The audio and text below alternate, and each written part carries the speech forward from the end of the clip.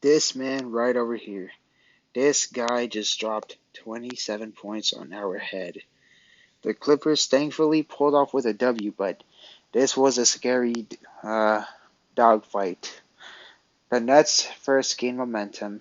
Clippers gained it back, and it was pretty much competitive. Third quarter, the Nets took control, and it was just back and forth. And ultimately, the Clippers managed to find a groove, but the Clippers were very sloppy, and the rotations were still pretty uncomfortable.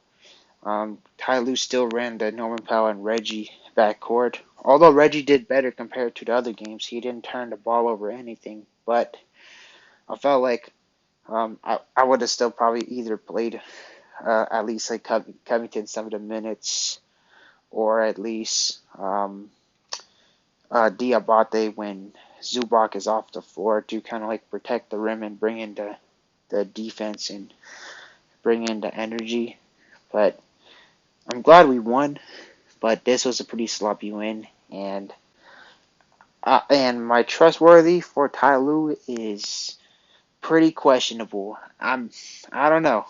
Like, is he gonna really like screw us over, or like how Doc Rivers did, or he's somehow gonna turn it up? Because 2021 Ty Lue, it was pretty shaky. He wasn't like, eh.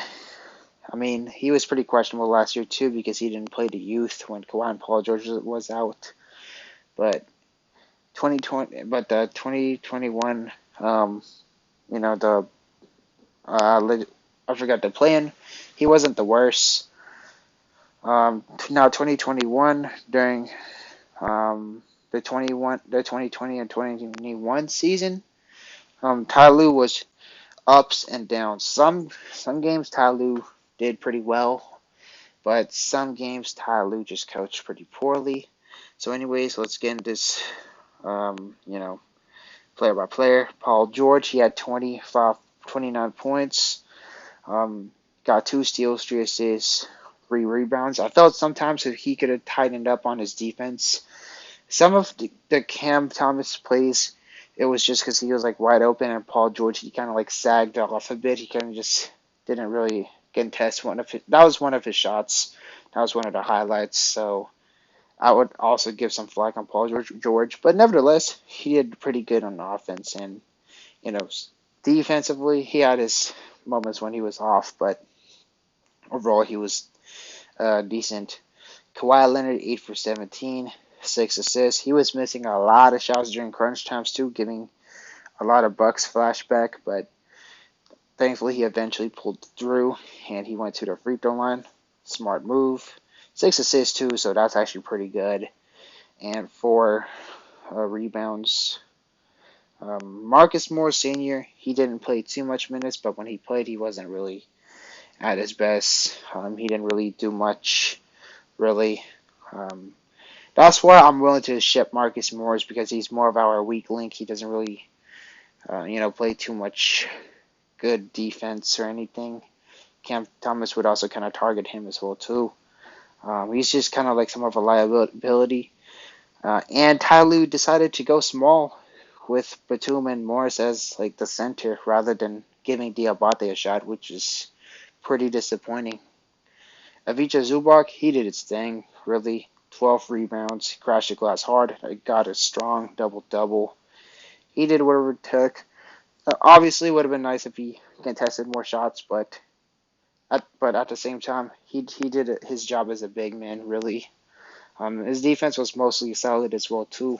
But, of course, it was also mainly because the power forwards also, like, just didn't really help out, too. They just blew by, and Zubac had to really try to help, so that's also, you got to consider that as a factor, but Zubac was pretty much low-key the MVP of this game. That guy was getting rebounds and points, and also Batum, he was pretty much clutch when it mattered.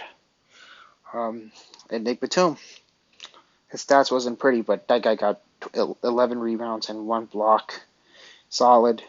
Norman Powell, he was missing some shots at times, but mainly he got a pretty efficient game though. 5 for 10 slash to the basket.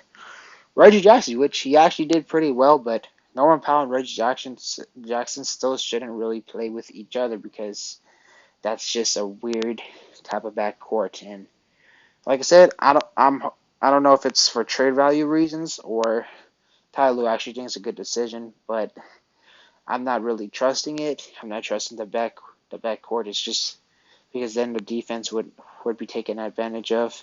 But I don't think it's because that's why Cam Thomas dropped 47. Even when if Ty Lue did the best lineup possible, like Roko or whatever, T-Man, Kawhi, Cam Thomas would have still at least had like in his high 30s. So Cam Thomas going off was just nothing too much you could have done with that. Kawhi did guard him during the crunch, which was a lot better. So that's great. Luke Kennard, he had a pretty off game as well. He went 1 for 6, 3 points, 1 steals, and rotations. I'm just not feeling comfortable with the rotations really. Should have been either Covington should have played instead of Jackson or Powell, to be honest with you. Preferably, probably instead of maybe Jackson because Reggie's known to make boneheaded plays and his defense has known to really sag off a lot of times. But I mean, if you want to do Powell instead, then I guess that's the case. But obviously Jackson would like playing Covington instead of Jackson would have been the way safer option. You would have or Covington bringing in that defense and all that, or honestly you could have been just like do a simple traditional lineup really, to be honest with you, rather than just going small, having Morris at center, which is Morris and Batum at center, which is I guess it's alright for at sometimes, but um, that's just sometimes like too much of a small ball. Would be better if Diabate got the time. Just have your traditional 1-2-5. To be honest with you, because who was our closing sometimes? So it was Reggie, Powell, um, Kawhi, Paul George, Batum, which is eh. I don't know, man. I don't know, man. But thankfully we pulled off with a W, so that's great. So now let's go to the Brooklyn Nets. Royce O'Neal, he had a pretty good game, 5 for 9, which that's what I'm saying, that the Clippers could sometimes try to like close out on their guys and stop leaving guys like wide open, and that's kind of the problem. And we face against the Mavericks on Wednesday, which is going to be pretty interesting because they have really good offense, but their defense is pretty bad. Joe Harris, 6 points, 2 for 2. Claxton, he was good down low, 16 rebounds, which, man, that's why sometimes when Zubac is off the floor, I would opt for playing Diabate, to be honest with you, to get some rebounds and bring in the motor, or at least play Covington. Edmund Sumner, 23 points. Yeah, he went off as well too. Some of the plays was just nothing you could have done about that, but at the same time, some of his plays was just inside the paint as well too, which if Zubac was off the floor, Diabate could have definitely helped with that, or Covington would have been good for help defense. And Cam Thomas, of course, he exploded. Shout out to him. Definitely going to be the Nets franchise player once KD and everyone else retires. TJ Warren, 8 points, pretty quiet. And all their bench was just quiet. It was all their starting lineup that just really did their thing, to be honest with you. And then Cam Thomas just went off. He went off. But anyways, trade deadline is even getting closer and closer and closer. Thursday, 3 more days. I hope the Clippers don't do anything stupid. Lawrence Frank, please don't tell me that Kyrie Irving thing was true, because if it was true, I would want to get Lawrence Frank out of here too. But I mean, Wojnarowski or Shams didn't report it, so there's a chance that it could have been false. But man, just hopefully Clippers don't make any boneheaded trades. As long as Boston Jr., man, Kawhi, Paul George, Zubac, and your first rounders are still here, Covington, all them people, I'll be pretty cool. But if one of them is gone, especially Boston Jr. and Man and Diabate, we're gonna have problems. We are definitely gonna have problems. But now the Clippers are gonna face against the Dallas Mavericks, which is that's gonna be pretty brutal. And I would not want to see a Reggie and Powell backcourt because man, Luka and Kyrie are gonna feast on that if that happens. But hopefully Covington gets more minutes, and then Covington would definitely harass the heck out of Luka or Kyrie.